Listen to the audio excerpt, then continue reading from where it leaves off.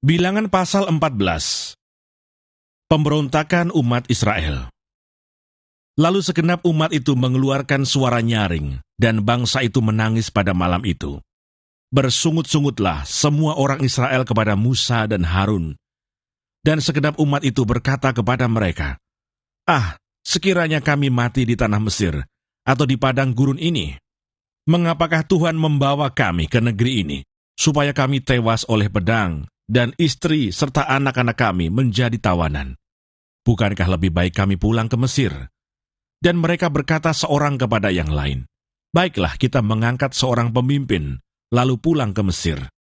Lalu sujudlah Musa dan Harun di depan mata seluruh jemaah Israel yang berkumpul di situ. Tetapi Yosua bin Nun dan Kaleb bin Yefune, yang termasuk orang-orang yang telah mengintai negeri itu, mengoyakkan pakaiannya, dan berkata kepada segenap umat Israel, "Negeri yang kami lalui untuk diintai itu adalah luar biasa baiknya.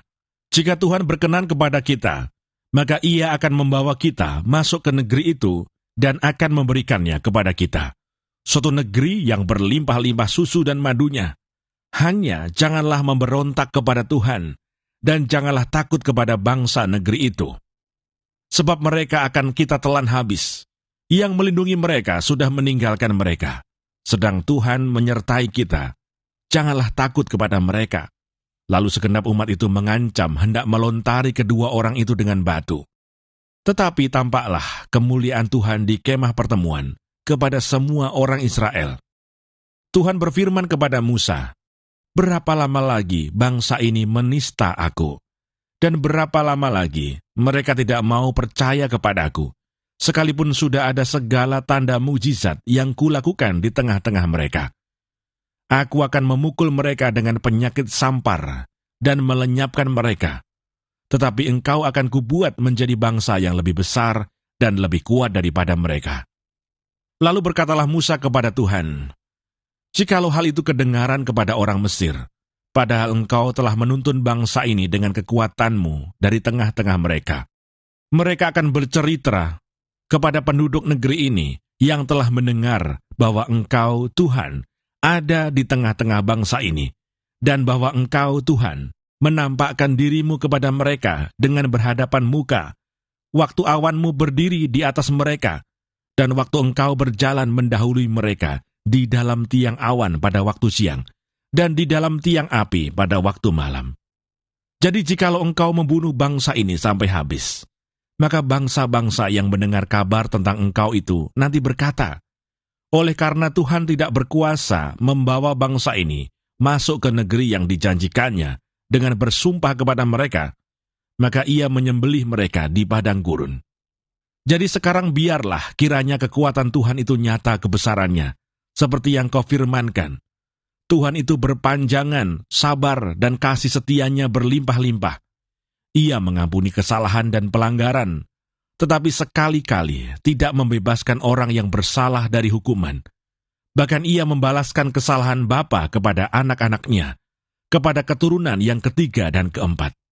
Ampunilah kiranya kesalahan bangsa ini sesuai dengan kebesaran kasih setiamu, seperti engkau telah mengampuni bangsa ini mulai dari Mesir sampai kemari. Berfirmanlah Tuhan, aku mengampuninya sesuai dengan permintaanmu.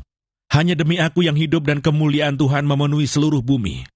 Semua orang yang telah melihat kemuliaanku dan tanda-tanda mukjizat yang kuperbuat di Mesir dan di padang gurun, namun telah 10 kali mencobai aku dan tidak mau mendengarkan suaraku, pastilah tidak akan melihat negeri yang kujanjikan dengan bersumpah kepada nenek moyang mereka.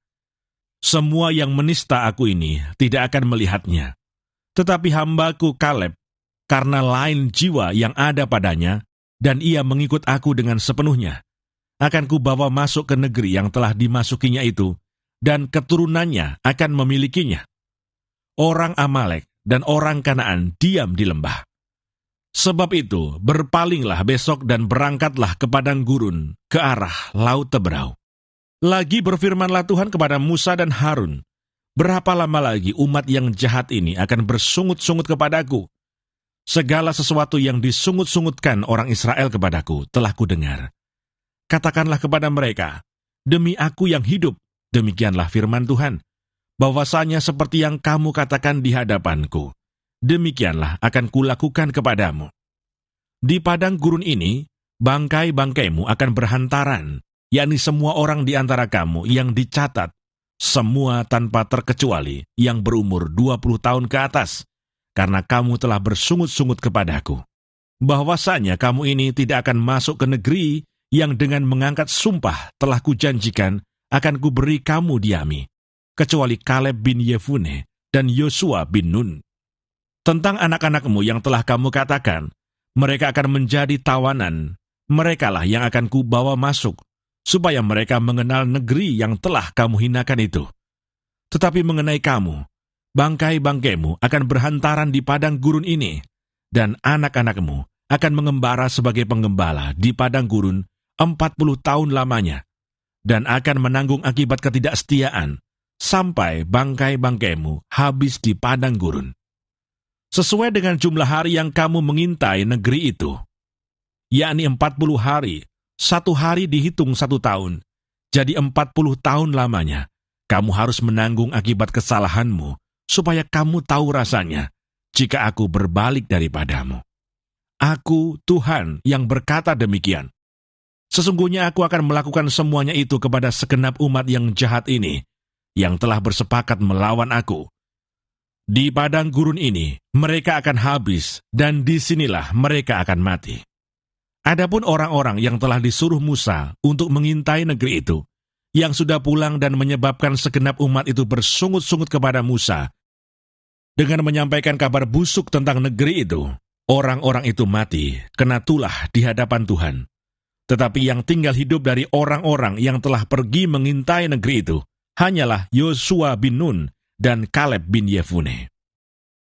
Serangan ke bagian selatan gagal. Setelah Musa menyampaikan perkataan ini kepada semua orang Israel, maka berkabunglah bangsa itu dengan sangat.